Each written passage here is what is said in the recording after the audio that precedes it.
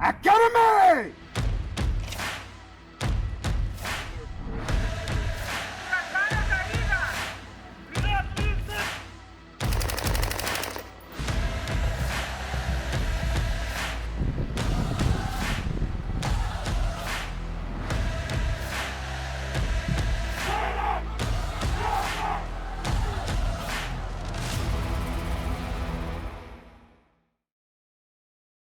Hello, everybody. Welcome back to What's Important Now from the United States Border Patrol Academy. This is our podcast talking about things that matter to the United States Border Patrol, our men and women, our families, and the people that we serve.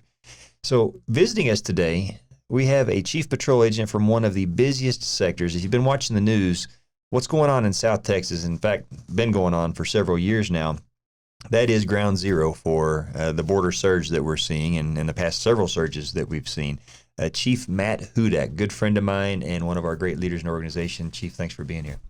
Well, thank you, Chief. Appreciate the opportunity to be here to visit with you today, to get to visit the Academy, catch up with some of the trainees, and talk to your audience. For those of you that don't know, it just shows how important our trainees and our workforce are to the leadership out in the field, because we get so many of them coming through here and checking in on the trainees and spending their own time talking to them. They're very busy. You can imagine the schedule of a chief out in the field, but to come in and spend their time when they could very well be doing other things, to talk to the trainees, to answer questions, to visit with them, check in on them, make sure they're doing okay. You came up here from Laredo. How far of a drive or a flight was that? It was a couple of flights, pretty much a whole day of travel to get out here, but I think it's worth it. And to your point, when I look back, almost 23 years ago when I started in this organization, you didn't get any real engagement like that until well after you graduated from the Academy. And I think, we owe that to our people to engage with them a little bit sooner. So really bring them in this organization and start it from day one. That's our future. Well, you and I were talking about it, and it's just one of those ways that the organization, our family, has evolved. Mm-hmm. I didn't even know who my chief of the Academy was. I never saw him until, I think, graduation. Right. Not to say that, he was a great chief, great leader of the Academy, but there wasn't that interaction at the time. That was just our culture. That's how things were. When we reported to our first duty stations, I think it was a rarity to even see the patrol agent in charge. Right. Yeah. The leadership was, I don't want to say aloof, maybe wasn't the right word, but there wasn't a connection, with any of the leadership. And I think, we have evolved as a family and as an organization. And I think the workforce now expects that a little bit more. They expect their leaders to be accessible, or at least at best to be able to, see their leaders face to face. And I think we need to do that, deliver it to them. And Laredo is one of those sectors that pretty consistently gets new trainees through the Academy. Right. Constantly replenishing your ranks. It's one of the bigger sectors where trainees will start their career. It's actually it's a great sector. As you know, I spent some time there myself, and some of those stations are just the things that they learn as quick as they learn are just not to be underestimated. Oh, it's a great opportunity, to train at any of those stations. You get the experience, everything from the operations along the river, checkpoint, brush, highway, from ATVs, horses, all of those things. So it's a great place for, a trainee to start the career and really learn those foundational skills, and then, get the opportunity to take them to other sectors, to other borders, and build past that. But it's a great place to start. So, and just to give everybody an idea of just how busy Laredo Sector is, let's talk about the I-35 checkpoint, what we refer to as Charlie 29. That's right. The number of vehicles, the volume of vehicles that pass through there in a year is in the millions.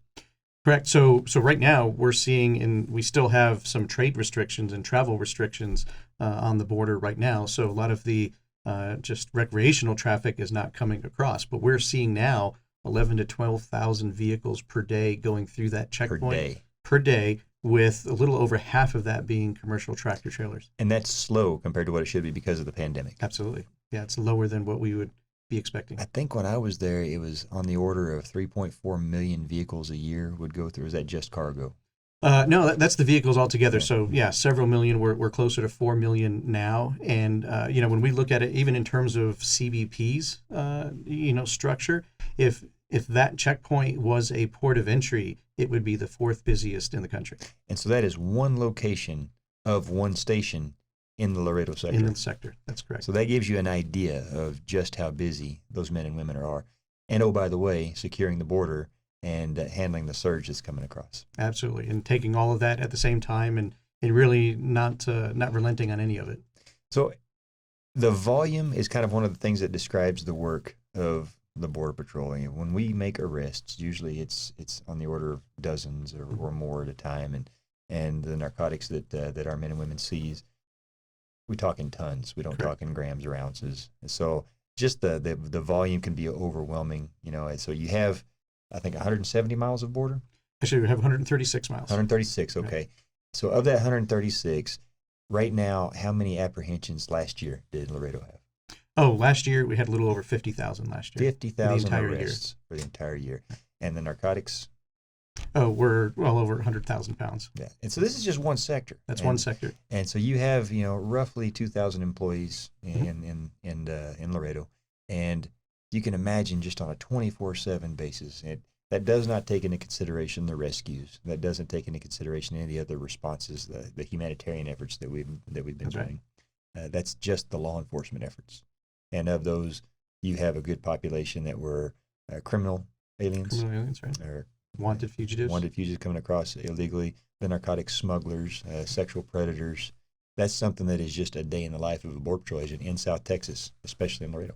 That's correct. Those situations play out daily. I think just rescues alone this fiscal year, starting October 1st, we're already at over 5,500 rescues so far this year. And that's everything from people locked in a cargo container in a tractor trailer, locked in a tanker on a railroad car, or actually rescuing them out of the Rio Grande, or with our rescue beacons out in the remote areas where they are about to succumb to the elements. That's a great type. So I don't think a lot of folks know those even exist. What are those?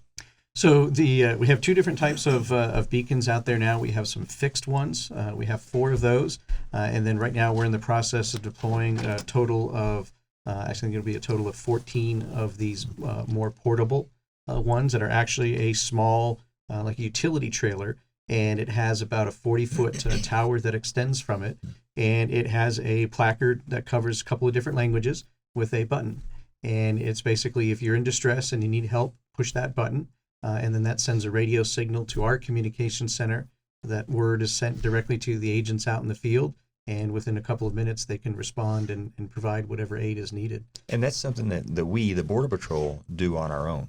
That's correct. Yeah, nobody does that for us. That's our initiative. That's our agents actually building those systems and putting them out there. Rio Grande Valley, Laredo, Del Rio, and many other sectors have them. And right now, we're deploying these new ones, these mobile. And we've already had lives saved because of them just in the month or so that they've been out there. So we identify these areas. And if you've ever been to Laredo and to South Texas, the terrain out there, especially in the summer months, is just, it's not meant for people to be out in. That's correct. And it's very dangerous. We have people, despite all of our efforts, that die every single year. And the smugglers don't care. The smugglers will leave them behind in a heartbeat. Well, and that's one of the very dangerous aspects of that scenario. So, you have a guide that's leading, a group of 8 or 10 people through the brush. Somebody in that group just is tiring, dehydrated, can't keep up. That smuggler doesn't wait around with them or call for help because they don't want to get caught. So they will literally leave them behind, take the rest of the group and push on. And what generally happens is, several miles, hours down the road, we end up apprehending that group, and somebody says, "Oh, hey, we had to leave somebody behind." So then agents actually break away and start going into a life-saving mode. And unfortunately, we don't always get to them in time. They're oftentimes already dead by the time we can find them. So that's tough. If they can get to these rescue beacons that our men and women put out there, they can activate it and we'll help them. We'll be there. Absolutely, that life-saving help, whether it's regular agents with water, or our EMT, paramedics, BORSTAR, they'll be there relatively quickly. And because of that system, we know exactly where they are. We don't have to go looking for them. We do get a lot of 911 calls for help from, groups that have gotten lost and are out of water. But then it's really trying to find a needle in a very big haystack. These beacons, we know exactly where they are. And so when we say it is a dangerous journey for anybody entering the country illegally, we mean it. Oh, absolutely. And, we've already had, I think as of Monday, 49 deaths already this year. So it's a perilous journey. And for many people, it's a deadly journey. I know we just did a interview set last week with CNN talking about the beacons and the situation. And, the medical examiner there in Webb County covers several counties. And, she was even talking about just, they can't keep up with the volume of fatalities along the border. It's dangerous. So let's just walk through the journey for a second. 'Cause I used to say, from the moment they leave their door at wherever their home is, they're in peril. The journey going through their country, through Mexico, a lot of times they're in the hands of smugglers from the outset. Correct. And there's deviations along the way. There's things that can happen even before they get to our border. So the peril doesn't start when they hit the Rio Grande or they hit the U.S. international border. The river itself is dangerous. We have people that drown in it all the time. If they make it, and a lot of times this takes weeks to get just to our border, and they can be crossing through the desert even before in Mexico. When they get to the border, they make it across, they're still in danger. They're still in the hands of the smugglers, and they're treated as a product, as a commodity. That's correct. They change hands. Cargo and a commodity. Talk a little bit about that. Yeah, so if I can for a minute or two, there's a lot more to that story than I think most people generally realize. And you're spot on.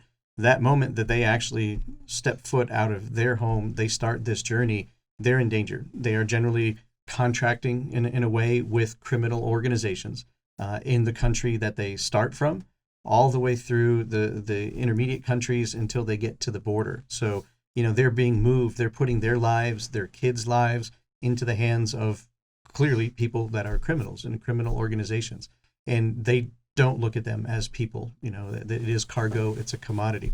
So that risk happens all the way through that cycle to the border. They're dealing with criminal organizations.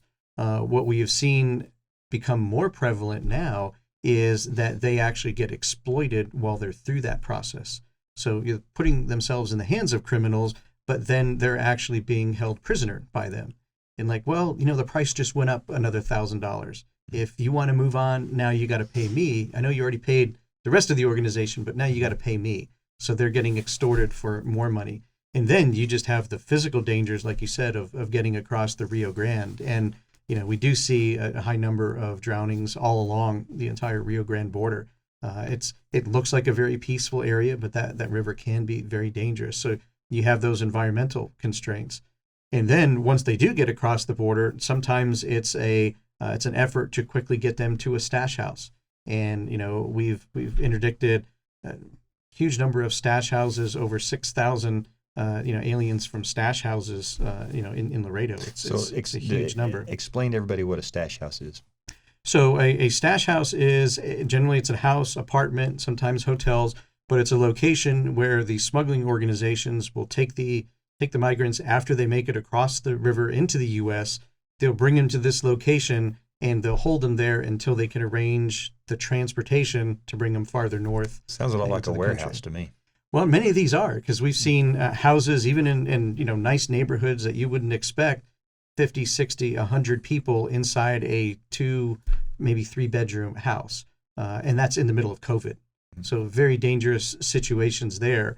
So, and we do see play out in those is that same thing, that now it's a different part of that organization that's holding them at the stash house, and they're charging them for every day that they're at the stash house. Oh, would you like to eat? Okay, that's going to cost you. And we're not talking 5-star accommodations either. No, these are absolutely, like I said, 20, 30 people in one bedroom. It's absolutely, horrible, just, unsanitary, dangerous conditions. Sometimes no running water. Sometimes the restroom facilities aren't there. They're in a corner of a room. Sometimes the air conditioner may not work. Sometimes they're right. So we do see those where they'll rent a house, but they don't want to be traced to the utilities or anything. So yeah, there's no water, there's no air conditioning, buckets to use for the restroom, or they tell them to go outside. I mean, they're horrendous conditions, but they're actually being held captive at that point, and then them and their families are being extorted to pay more money. And more than that, we've even seen cases where certain assaults take place in those locations, sexual assaults, or just outright battery. Yeah, so this year, we've seen that whole spectrum, sexual assaults against female migrants that are being transported, held at the stash houses. We've had firearms used by the caretakers, the smugglers, on some of the migrants that didn't want to pay, or maybe make an example of one to keep the others in line, to drive the other ones to pay those fees. So yeah, that most definitely does happen. And we also had one case where there's actually a neighbor called because they thought a fight was happening at the house. The local PD, Laredo PD, gets there, and it turns out it's actually one of the smugglers beating on one of the aliens with a pipe. And of course, realized there was a lot more going on than just two people having a fight. And but yeah, you're exactly right. It's a continuation of a very bad series of events. And so they make it through the stash house. They may get, at that point, put in the back of a tractor trailer. Correct. Or in a van, and they're moved from this location to another location. That's right. So then that chain, just another link of it, they leave that stash house. They'll usually get put into a couple at a time into vehicles, and like we see with the tractor trailers, they'll park the tractor trailer in an area they think is not going to get noticed, and you'll have multiple vehicles come in, drop off the migrants. They'll tell them to get in the truck. They didn't know probably that they were going to be getting in a truck. They don't know how long they're going to be in there. They don't have, water and things with them. And, that creates a dangerous situation. And we've had well over 100 people in the back of a tractor trailer in temps that are, well over 100, 110 degrees now, especially as we're getting to the summertime. And you have to imagine, if you live in communities that where the temperatures in the summertime are in the triple digits, then you kind of have a sense of it. Imagine being in your car with the windows rolled up and locked and staying there, not for minutes, hours. Correct. Hours and hours and hours. And you can't get out even if you wanted to. You're locked in. Exactly. So that's a point I think a lot of people don't realize. It's not just that if they want to leave, they can just open the door. The smugglers lock them in there, so it looks like a regular cargo truck with either a padlock or actual cargo seals on there to make it look legitimate. So yeah, they have absolutely no means to get out. So they are trapped in there. And again, we've got even, you take a 53-foot tractor trailer, but you put 100 people in there, 100 plus degree temperatures, no water, no ventilation. It's a pretty bleak situation when we get to those. And they may go through multiple stash houses. It's not like they go to one and you're done. Yeah, absolutely. This could be, anywhere from a couple of days to get through that process, or we see it where it's a week as they get moved around. And then, they're getting handed off from one set of smugglers to another. So that extortion cycle just kind of starts over again because it's somebody new to victimize them. And so let's say they make it through all of that. So by this point, they've probably been traveling for weeks, if not longer. Right. And they may make it to their destination. They don't just get turned loose necessarily. They could be forced into forced labor. Well, exactly. So we look at that first aspect of them being kind of a willing participant in the smuggling. We call that the human smuggling process, right? It takes a turn and turns into human trafficking when the voluntary action of the migrant, when that voluntary turns into, I don't have a choice, I'm trapped. So that's what we see a lot because of all these extra fees that these organizations add. By the time they get to a destination city, they're now in debt several $1,000s to the smuggling organization. So they actually will tell them where they're going to live, and they won't get paid for the work that they're doing. The organization there that they've really been handed off to, they're the ones that are going to be making the money from the work that they're doing and maybe give them a small stipend. But usually they're taking that money because it's, quote, paying off their debt. So they have no means to go anywhere else. They don't have the contacts. They threaten them of, hey, we're going to turn you in if you try to get away. So what was a migrant that was paying somebody to smuggle them now becomes the victim of human trafficking. Absolutely. And the job that they're doing, they don't necessarily get paid a fair wage. Correct. And so it may take them a long time to work that off. And in some cases, the job that they be asked to do is illegal. They could be put into prostitution. So you see that, very, very often, particularly with the female migrants. That's how they get brought into that trafficking cycle. And then that organization is charging them for rent, right? And is charging them for all that while they're there. So that's what's coming out of their wages. So yeah, that indentured servitude really becomes an never-ending cycle that they just can't get their way out of. So what starts as a very optimistic American dream opportunity really turns into a horrific case of human trafficking and entrapment. It's terrible. It's so that, and we see it at all points along the way. Us and our law enforcement partners, HSI, FBI, everybody that, and local police departments that come across along the way. Yeah. And so when we say it's dangerous, that's what's in our mind when we're talking about it. It's not that we don't want to see people get the American dream to come into the country and have the opportunities. It's that when they go that route, when they enter between the ports of entry, when they enter illegally, that's right, through the criminal enterprise, these are the things that they're subject to. And we have seen it at every point along the way, and we've seen the suffering that it causes. That can't help but pull at a person's heartstrings. And so that's a plea that we make when we tell people not to make that journey. Yeah, it's a very sincere and heartfelt plea because, you and I both, we have seen, the tragic end of, migrant that can't make that journey and dies, in the desert or in the brush. We've seen, the horrific conditions in the stash houses. We've seen cases where, migrants have died during the over-the-road smuggling events. We've had several recently where, trying to board a train, they lose a leg, lose an arm. And I don't think if you ask them at the beginning, is it worth that? They would say no. But it's, not understanding those risks. So when we say it's a dangerous journey, there's so many layers to that danger that unfortunately I think just they don't realize until it really becomes too late and they have no way out of it. And now let's take all that we've talked about, and instead of an adult, it's a tender-age child that's making that journey by themselves in the hands of a smuggler. Yeah. And we know that they too will be put into those similar conditions along the way. We come across these unaccompanied children.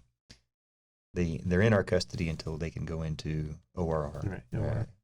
And be placed with a sponsor family. That's right. We can't just kick those folks out the door. We can't just tell those kids, hey, you're on your own. It's been 12 hours. See you later. That's right. We have to hang on to them until somebody can take them. That's right. By law, we are required to hold on to them until we can, for those unaccompanied children, by law, we have to turn them over to HHS ORR. So we are limited by how quickly they can manage that process. So, earlier this spring where we saw, the situations in the Rio Grande Valley and other places of just these huge numbers of unaccompanied children in custody, it was because there was so much pressure on that system from the back end that we were stuck holding people because none of these other agencies could keep up with that flow. And of course, we end up carrying the brunt of that load.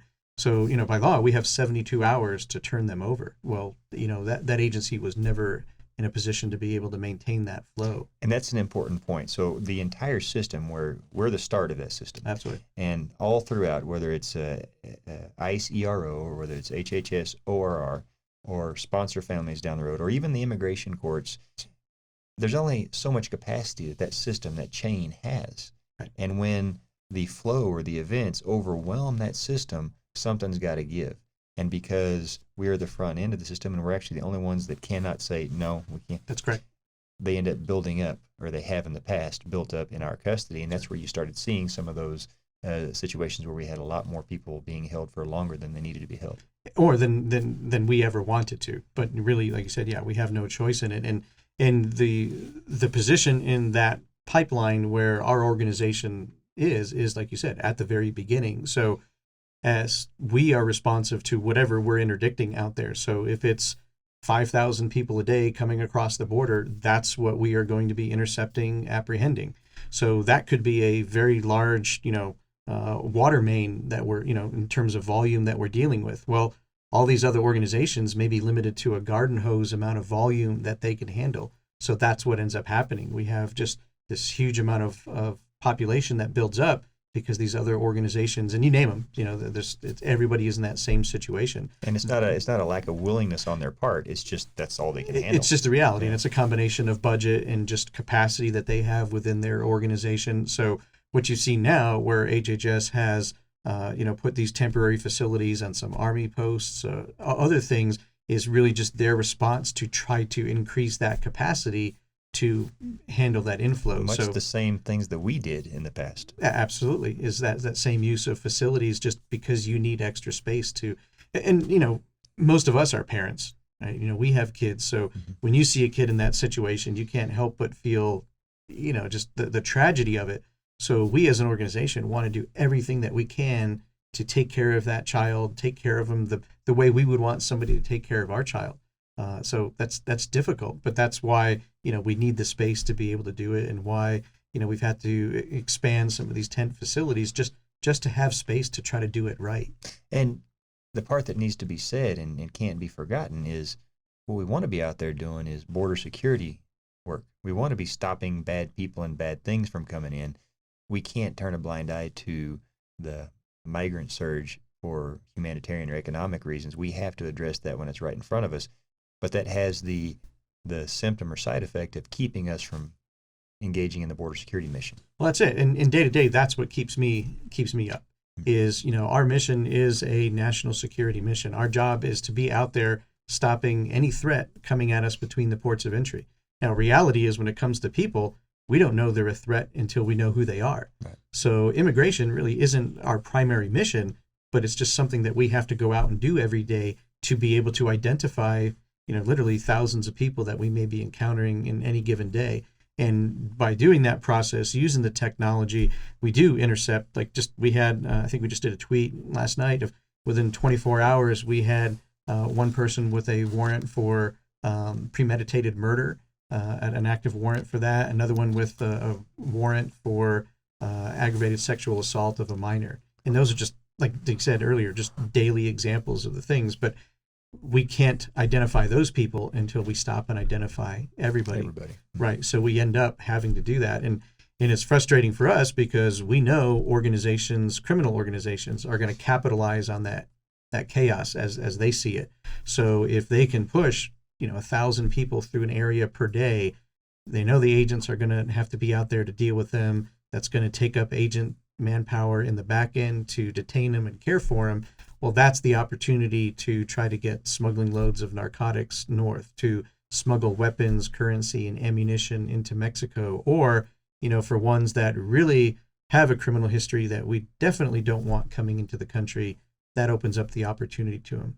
So for me, and I think as an organization, that's really where our concern falls, is what's happening while we are having to stay focused and really dedicate so much resources to the human side of it.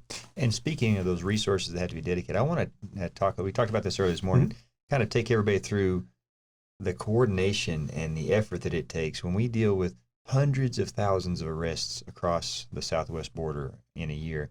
So that there's 20 operational areas of responsibility, 20 operational sectors that divide up this country for the Border Patrol, and 9 of them are along the southwest border. And so in the South Texas area, we basically have 3. We have the Rio Grande Valley, we have Laredo, and we have Del Rio.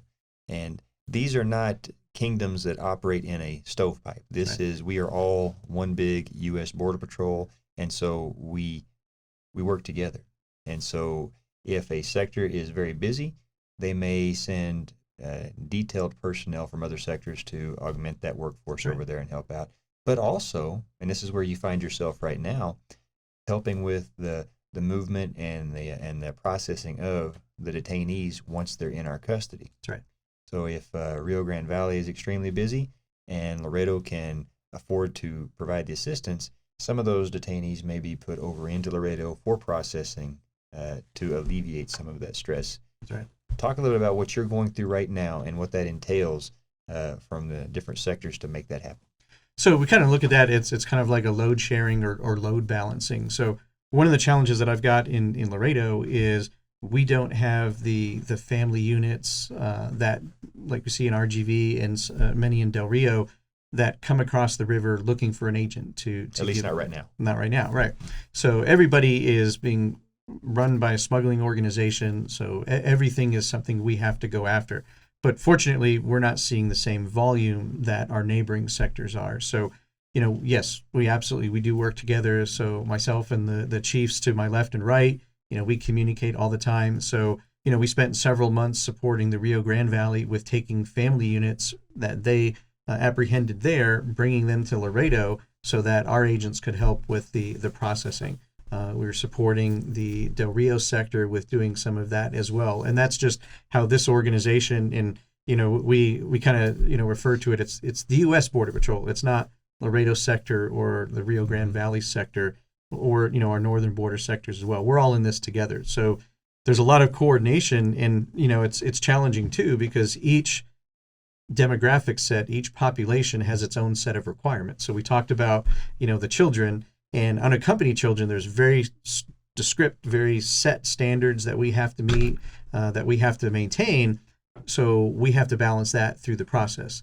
And if we have a higher number of unaccompanied children, that's less space, less resources that I can use for family units or for single adults. So for everybody's benefit before you continue, so you have a holding facility, and you can't put adult males with minor females together. You can't put family units together with single adult males. They have to be kept separate under a very strict set of guidelines. Absolutely. And so that makes the required space and manpower grow exponentially. Well, it does. So we can look at maybe, one of our larger stations that maybe we have the capacity to hold 150 detainees. Well, that's under ideal conditions with, an entirely single adult male population, which is frankly what the stations were designed for. That was the model. That's how they were back in the day. That's how they were designed. So now when you have family units, yes, those standards all dictate, how much space they need to have. And we can't put families in the same detention area as single adults. Nor would we want to. No, absolutely. So, and then you add one unaccompanied child shuts down an entire, area, because we have to dedicate that for that child. So that plays out across that whole processing area. So in the end, what may have capacity for 150 may actually turn out that we can have 30 people in that facility.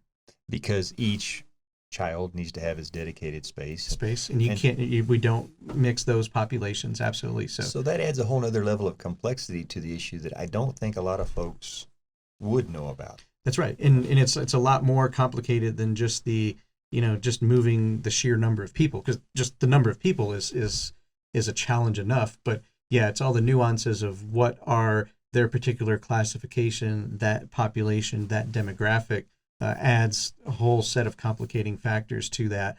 Plus, we also have to marry it up with what's ORR's intake capacity in their process. Where can they take, children from? For ICE ERO, where are they able to do the intake of single adults? Well, so that has to play into the decision making of our station commanders and our sector team of where do we put different populations so that we can kind of be better prepared to move through that process. And sometimes it's happened, and I know it's happened with you, and it happened with me. You may make up something, 5 family units that are causing that very problem that you just described, that you need taken off of your hands so that you can open up that capacity, that holding capacity. But ORR may not be able to take them, and you don't care if they can take single adult males right now. What you need are these family units taken, but the system cannot take them, so you're stuck in this situation until they can deal with it. Meanwhile, you have more single adult males. Right, exactly. That flow doesn't stop, and that's what makes it challenging. I think as an organization, we're very adaptable, and if today we're apprehending unaccompanied children and tomorrow we're apprehending family units, we adjust, and it's just how we operate. But that's very problematic for everybody down the process from us. So like with that, so today it may be that we need ORR taking unaccompanied children. So it takes a day or two to get that process going. Well, by the time they take those kids, they have that process going. Well, now we're saturated with family units, and ERO needs a day or two to get up to speed to be able to deal with them. So we can adapt to it quickly, but sometimes those other processes are a little slower in adapting, just by the nature of. And that extends to transport as well. Absolutely. Not just in the holding centers, but also when they're being transported by bus or by van from point A to point B. Again, we're not going to throw kids in with strangers that are single adults and have them mixing and mingling. They have to be transported separate conditions as well. Absolutely. So that the policies that we have cover it from the time of apprehension all the way to the time that we hand them off to somebody else. And yeah, very descriptive of who we can transport together. And sometimes like that, it's, a few people, but it takes multiple vehicles just because we have to, separate those populations differently. So to paint the picture, and let's create a scenario for everybody. Sure. So you're the patrol agent in charge of a large station, a busy station, and you are right now experiencing a surge of family units that are coming across. You also have a border security mission. You're still catching single adults that are coming across. You're still getting cases. And so in that holding center, you may have family units requiring attention and being treated a certain way.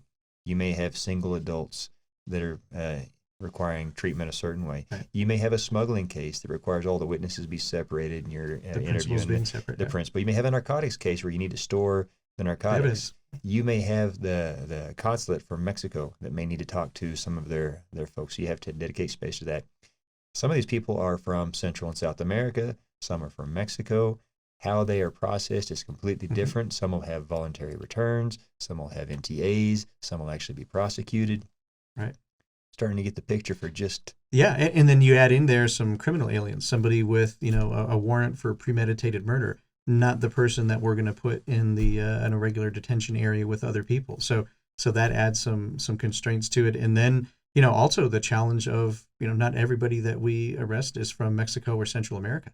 So you get people that speak, languages that are not Spanish, not Spanish or English, right? So then, it's the work that's involved with, just caring for and processing, them. All that happens every day, and it's just a constant, chatter that you're dealing with of managing all of those. And the good thing is, like I said, as an organization, we work together on that. So, like for me within my sector, when we get that pressure on the system, then we can actually look at.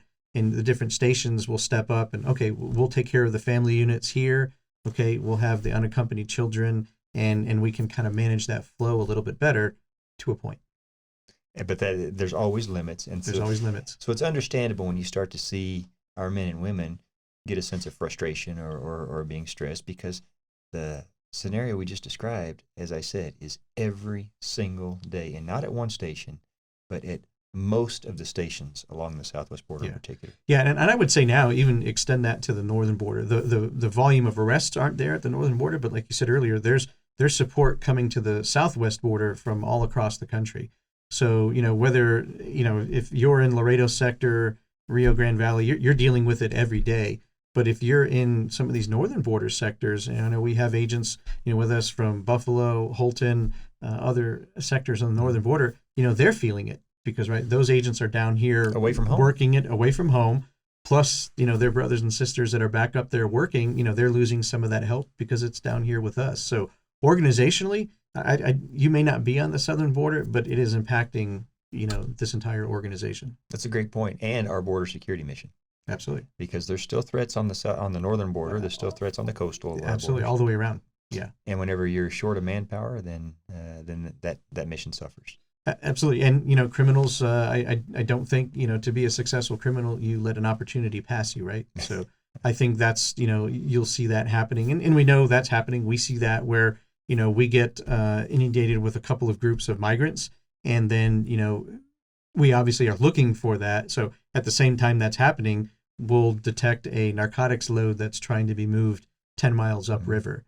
And just because we know that that situation is going to be exploited. So I want to add another level of complexity to it because it's very much your reality, and it's Chief Hastings' reality in Rio Grande Valley, and Chief Skiro's in Del Rio, and pretty much everywhere along the southwest border. Chief Chavez was just here from El Paso. Also, we are a government organization, and so we are transparent to the people that we serve, and specifically members of Congress. So while all of that is going on, we also we have media visit. We have congressional delegations that come visit. We have NGO groups, non-government organization groups that we're actively involved in our communities. You mentioned Laredo.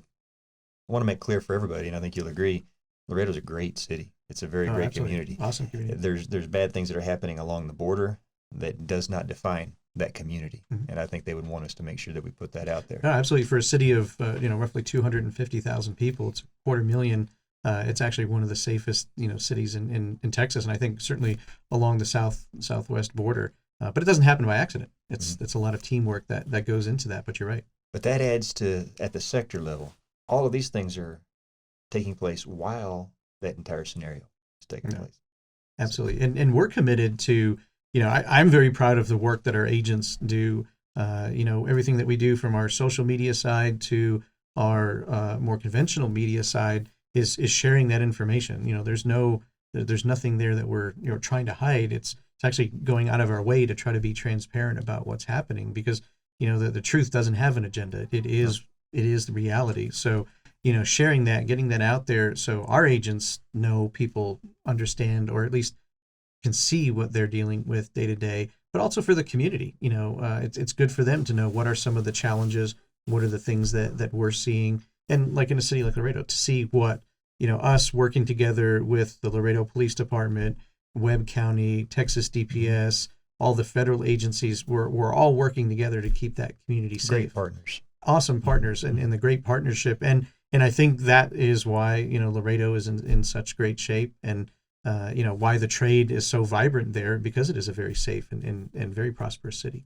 And I know I've said this and you have too, a safe and secure border is beneficial to everybody on both sides of the border, Yes. especially, and I think Laredo is a great example of that, because both sides of the border are so dependent on the economic aspect, the trade and the tourism, that when you start having bad things happen along the border, it gets in the way of that. Yeah, and I think most people that you get even a short distance away from the border. So Laredo to San Antonio is about 2.5 hours. I think you get that far, you lose that sense of the relationship along the border. And the city of Laredo is as big as it is because of that trade, because of that cross-border commerce, and anything that threatens that, or threatens the safety along that whole stretch of border, impacts both communities. Because if the economic drive for the trade is not, or the organizations that can support that trade are not in place on our side of the border, then there's no trade coming into Nuevo Laredo, and that's a huge part of their economy as well. And talk about the economics of it. Here's an angle that people don't often look at as well.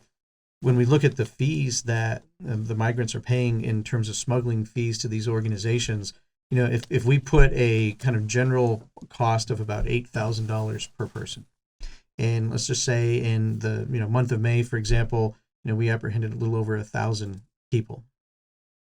So that's nearly $90 million that's going into that criminal organization. And when I talk to our locals, when I talk to some of our community members, that's not money that's going into the local communities. Yeah, that's not going into the credit unions that are helping your neighbors get mortgages.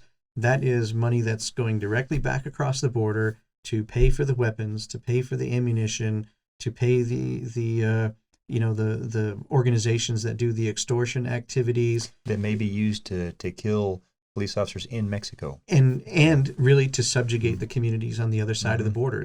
So that money that's being made right now on the border, that is directly going back to compounding all of the problems that are creating the pushes that we're seeing now. And you touched on the other mission of CBP, that Border Patrol, we're the law enforcement arm, and we predominantly are in the border security business. Our brothers and sisters in blue that work at the ports of entry, the Office of Field Operations, they are also responsible for facilitating lawful trade and travel, legitimate trade and travel, that is very much important to both countries. Oh, absolutely. And I think that speaks to the quality of this organization, that we have a very mission capable enforcement arm out there between the ports of entry, stopping just a huge array of threats, while at the same time our organization also facilitates all the legitimate trade and travel of vacationers, family members going back across the border. And I think as an organization we do that extremely well. I think better than anybody else could. It's phenomenal to see that. But it's also, going back to the point earlier about the migrants that put themselves in this smuggling risk and all the dangers that go with it. I think all of us, we're very pro immigration. Having a robust immigration process, the process for naturalization for immigrants, is something this country was founded on. And we need it. And we need it, right. But I think it goes to doing it the right way versus the wrong way. And really, when they make that choice to go it the wrong way, that's where all these risks and dangers come up. So that's, again, where, as an organization, CBP, we support that, doing it the right way. We are the ones that welcome those people when they come to the country. That's such a great point. It's to not let the border security discussion be conflated to illegal immigration, That's right. or to the fact that we enforce immigration law be translated into we're not supportive of immigration. I think most of us have very close ties in some form or fashion with immigrants that have come into this country. Yes. Yeah. And in families, I think just, we all recognize that's how this country, was founded, of migrants coming from other places. So I think there's an understanding of that, but it's, over the centuries, the process of doing that has changed. And, maybe what worked in the 1800s or the 1700s isn't, with border security and border threats now, it's not going to work in the 21st century. So, we need to evolve to that. Well said. Well said. I want to talk to everybody a little bit about you personally. Oh, okay. So this is the easy part was you talking about the mission and what we're doing. Yeah, now it gets uncomfortable. Now we get to talk about you. So tell you a little bit about Mr. Matt Hudak, who over the past 20 years or so I've come to know as a friend and somebody I respect immensely. So he began in the U.S. Border Patrol in 1997, November 97, class 356. 356. Do you know what question's coming next? I can probably dread it, but the fit to fight, strength and might, 356 rules the night. You got it. That's Still remember your class chant. Outstanding. So you started in Harlingen, and back then it was called the McAllen Sector. That's right. Today it's the Rio Grande Valley Sector. Mm-hmm. So started right in the middle of things from the very beginning. Operation Rio Grande. Now that was when a lot of static positions were in play, trying to deter. That's right. Kind of that first real change in our operational model in South Texas. And so that was a very different environment then, and you can see how the Border Patrol has changed from that time to what it is today. Yes, absolutely. Just dramatically. Became a supervisor in 2001 at the Douglas Station. So you went from one big sector to another over the Tucson sector, and Douglas was very busy back then. At the time, that was the ground zero at the time, yeah. I remember that well. And it says you helped organize and execute the Border Patrol's lateral repatriation program to avoid deaths in Arizona. A little bit about what that lateral repatriation program is. So that was the first of its kind, and what it was, we were seeing just a dramatic increase in fatalities in the Arizona desert because of the higher numbers of incursions, of crossings. So what we were doing is, as the groups were being apprehended, the ones that we could, we were actually, instead of just returning them to Mexico right across the border to try it again there in Arizona, we were actually using airplanes to fly them to other sectors and repatriate them to Mexico through different areas to basically kind of dissuade them from trying and putting their lives in danger there again in Tucson. Because the deserts of Tucson, everything we described about the Laredo area of responsibility can be applied to Tucson. Absolutely. It's, so I always joke about, if you visited one of the Southwest border sectors, you visited one sector. Mm-hmm. They're all different, but that's a pretty common theme. There's a lot of desolate areas, harsh conditions, and it's hot.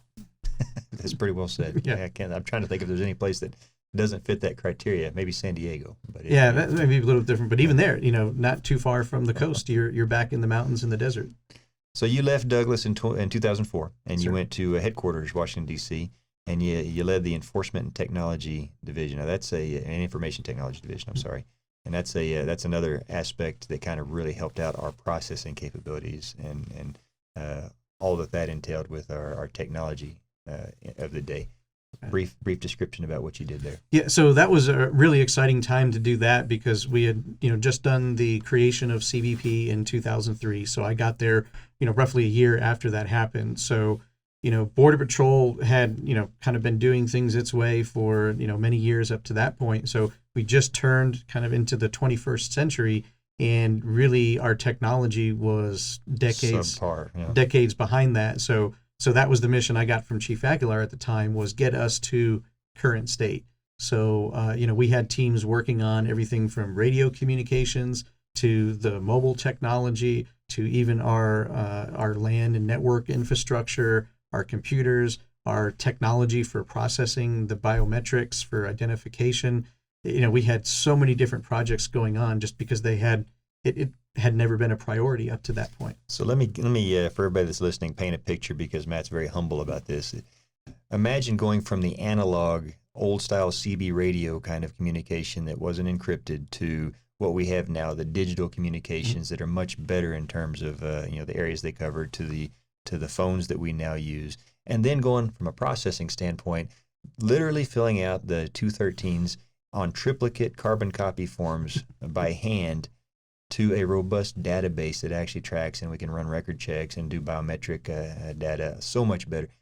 We are where we are today in no small part because of the efforts of you and your team with that EIT in headquarters. Yes, sir. Very, very, very proud of that. And like just the biometrics alone, now that, we can apprehend somebody and, electronically put their fingers on there, and within a matter of seconds, we know if anybody has ever had contact with them before. Hard to imagine this just 25 years ago. It's not that long to be that far where we were just filling things out by hand and not really doing a lot of it's amazing. Like I said, I remember, writing out the forms, and there was no way to really positively identify people.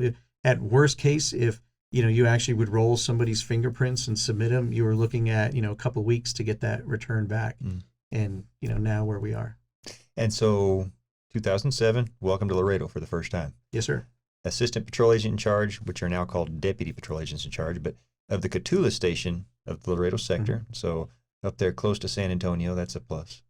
Yeah, it was a great area, being right there on Interstate 35, about roughly halfway between Laredo and San Antonio. So a lot of highway enforcement, a lot of working with our partner agencies, and a lot of that area, it's all ranch land, couple railroad lines, and the rest of it's all just ranch land.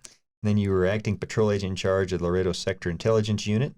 And January of 2010, you became the PIC, the patrol agent in charge of the Laredo South Station. Now, that's a large station in the Laredo Sector, one of the busiest between it and Laredo North, probably a toss-up. That's correct. Yeah.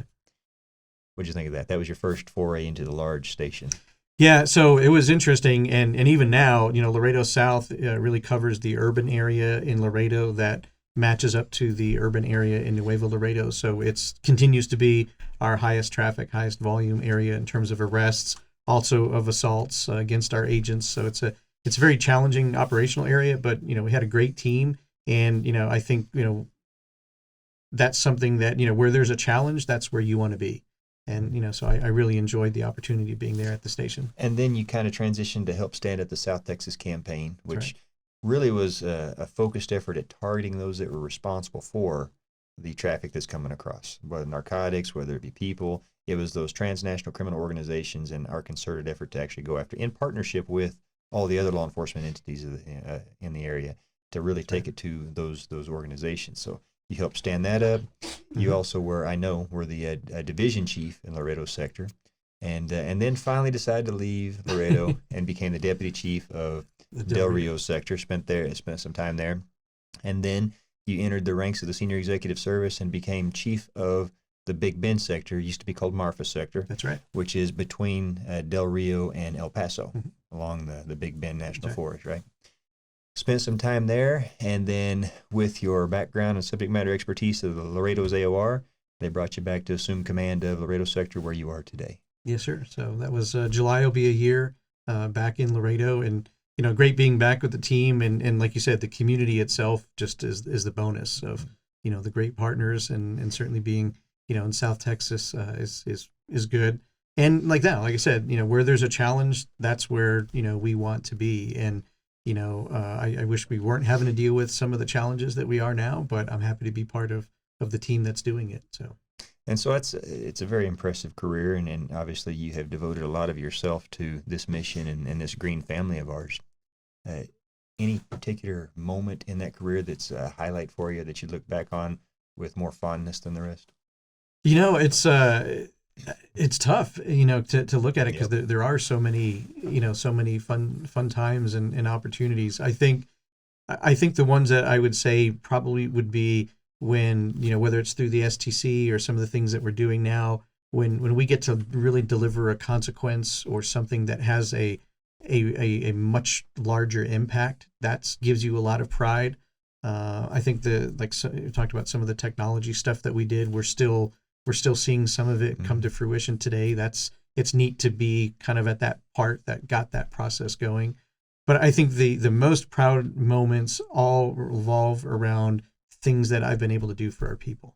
Whether that's when somebody's had a bad medical situation, and I've been able to do something to help them with that, or even just the mentoring of people and seeing them succeed, and the excitement they get when they have an opportunity that opens up for them. those are the things that I think, we as leaders take pride in. It's really those things that you can do and you see the benefit it has for other people. That's where the pride comes from. Hard to put a price tag or quantify that. It's it is tough, and and we deal with the dark days. Definitely have been those. I've lost one of my classmates. I've seen I've seen other agents lose their lives. That's those are the tough things, but there too we get each other through that, and as a family, as a green family, and there's some pride there that we do help each other through it. But all in all, like I said, the ones that really just that hit my heart the most are like I said, doing some things to help agents in different scenarios, and then a year or two down the road, I may not even recognize their face and maybe not even the name, but to have an agent come up and say, "Hey, Chief, I don't know if you remember, but 4 years ago this happened to me. It was a real terrible time for my family, and you took the time, you did this, you talked to me, you helped me with this," and it's just, yeah. And you do it because you feel certain that if the roles were reversed, they would do it for you. Yeah, and it's the right thing to do. Yeah. So for those that are interested, they want to ask you and say, what's a secret or a trick to remember to help be successful in the career that helped you out the most? Some words of wisdom or encouragement that you can give anybody that is starting their career or looking for how do they advance or how do they achieve their goals? So I think the probably cliche, but the best answer is just work hard. We were talking to some trainees earlier this morning, one of the classes, and talking to them about the privilege of wearing this uniform, and I don't take it for granted, any day. So I'm working today to make sure I feel that I've earned it tomorrow. And I think if that truly is something you believe, that drives you to do good work every day, whether it's in the field, whether it's meetings that we're attending, decisions that we're making.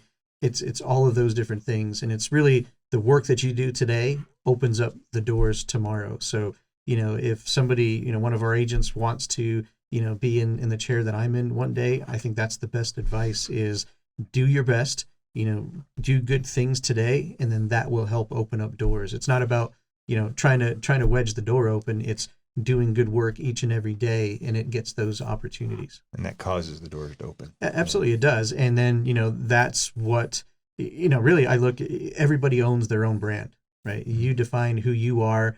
And if you do that well, that's what people are going to see it regardless, right? But, if you're doing the right things and you're working hard, that's what people will recognize. And again, I think that's what helps open up those doors. So that's a good segue into the next question. And we had the Honor First talk with that class this morning, which was 1173, and they're just getting started on their journey. And so one of the first things we want to let them know is that motto, that guiding principle, those 2 words, honor first, that belongs to them now, just like it belongs to each one of us, because that's the principles that we live by wearing this uniform. Talk a little bit about what that means for you and what it has meant. So, honor first, and I think, for some of those trainees being, literally day one to have the insight they already had, I think was pretty impressive. But to hear them say things about, it's the integrity piece. I mean, that's got to be the foundation. It's got to be built on integrity. But I look at it as it's having honor in everything that you do, whether that's on duty, off duty, the decisions I make as chief, the operational decisions, any of those things. It's something that, can I stand there and say, this is an honorable decision? And can I expect other people to say, there's honor in that? It's having honor in the things that we do and not doing things that bring dishonor. And I think when you enter this organization, you're not only raising your right hand and taking that oath, but you are committing to that. That sense of honor and integrity is more important than what I feel. So it may be easier for me to do A, but the right thing to do is B. And no matter how much harder that is, I'm doing B because that's the honorable thing to do. So, I tell people oftentimes it's about doing the right thing, not the easy thing, because oftentimes the right thing is not the easy way, but that's the way that it has to be. In honor first, if you really understand that, it puts that first, so there is no other option. Very apropos for what we are called on to do every single day. That's right. And I look at it, from the agents in the field, it's, later in the shift and another challenge comes up that you've got to respond to, do you kind of shrug your shoulders and just, I'm no, there's a challenge. I'm going after it. The challenges that we deal with in the field, or even, like we're talking about earlier with the numbers of migrants, it'd surely be easier not to have to deal with that, but ignoring it's not an option. That's not who we are. No. And we're going to take that challenge head on. And not only are we going to take it on, we're going to drive through it. And we're going to find a solution, and we're going to find a solution that works today, but is also going to be better for us tomorrow, because that's just what we do. Chief Matt Hudak, thanks for being here. Thank you, Chief. Appreciate the invitation. Thank you. And for everybody out there that wears this uniform, or even the family members, those two words, honor first, and what they mean to you, that's something that requires a lot of thought, and it's a very personal thing, and it evolves over time. Mm-hmm. It's something that your experience dictates that it may change for you, what it means, but the important thing is it does guide your decisions and your judgment and every action that you do, both on and off duty. Right. Food for thought for all of us as we advance through this great adventure that is the United States Border Patrol. That's going to do it for another episode of What's Important Now. We'll talk again soon. Honor first.